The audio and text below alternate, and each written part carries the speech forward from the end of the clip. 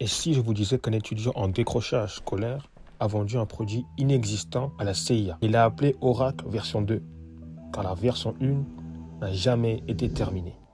Son nom? Larry Ellison, l'homme qui a transformé un investissement de $1 200 en une fortune de 400 milliards de dollars, devenant ainsi la deuxième personne la plus riche du monde en 2025, pendant un court moment. Mais voilà le rebondissement. Il a dit un jour à un employé: on ne peut réussir que si on nous ment à nos clients. Voici comment la confiance, plutôt que la compétence, a bâti un empire et a failli le détruire. Larry Ellison n'était pas destiné à réussir. Né d'une mère célibataire, adopté par des proches, il a abandonné ses études à 2 reprises. Il avait selon lui un super pouvoir, une foi inébranlable en sa propre vision. Alors qu'il travaillait chez Ampex Corporation, il est tombé par hasard sur un projet de la CIA portant le nom de code Oracle. Ce projet a donné naissance à son idée, une base de données relationnelles, commerciales, capable d'organiser d'énormes quantités de données.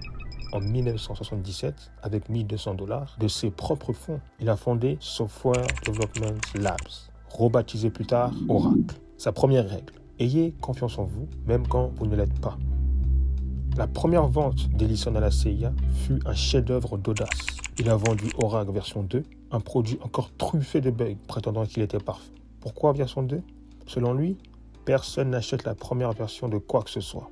Ce n'était pas seulement du marketing, c'était de la guerre psychologique. Ellison savait que la conviction pouvait déformer la réalité. Il dit à son équipe: quand on innove, il faut se préparer à ce que tout le monde nous dise qu'on est fou. Et ça a marché, parce qu'en 1986, Oracle est entré en bourse, rapportant à Ellison 93 millions de dollars du jour au lendemain. Mais son agressivité avait un côté sombre. En 1990, le bluff d'Ellison s'est retourné contre lui.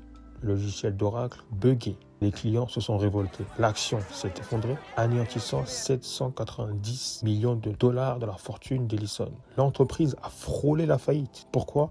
Son équipe commerciale avait prévu des revenus futurs qui ne se sont jamais matérialisés. Ellison a admis plus tard: nous avons commis une erreur commerciale incroyable. Il a licencié 10% de ses employés et a fait face à des poursuites judiciaires. L'homme de confiance avait enfin rencontré la réalité.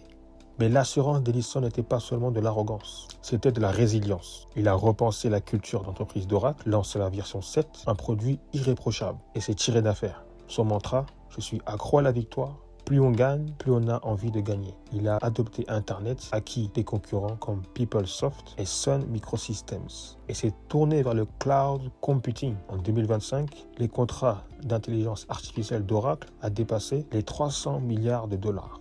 Et Ellison est brièvement devenu l'homme le plus riche du monde. Son secret: tirer le meilleur parti de tout. Il a emprunté des milliards de dollars en garantie de ses actions Oracle pour financer des investissements de l'île Hawaïenne, de l'ANEI à Skydance Media, sans vendre ses parts. Qu'est-ce qui motive Larry Ellison? Une croyance pathologique en sa propre fatalité. Les psychologues appellent cela une auto-efficacité extrême. Il a dit un jour: j'ai connu tous les désavantages nécessaires à la réussite. Son adoption, son statut d'étudiant décrocheur et ses premiers échecs sont devenus un carburant.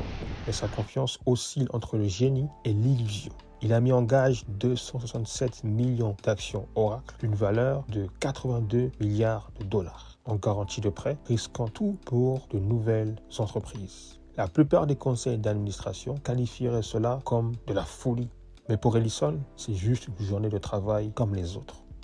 L'histoire de Larry Ellison n'est pas une question d'éthique, mais de psychologie. Il a trouvé une confiance inébranlable peut déformer, créer des industries et défier l'échec. Mais cela exige aussi une tolérance au risque impitoyable. Son conseil: la seule façon d'avancer est de trouver des erreurs dans les idées reçues. Était-il un visionnaire ou un escroc? La frontière est floue, mais une chose est sûre et claire. Dans un monde obsédé par la perfection, la confiance aveugle est parfois la stratégie ultime.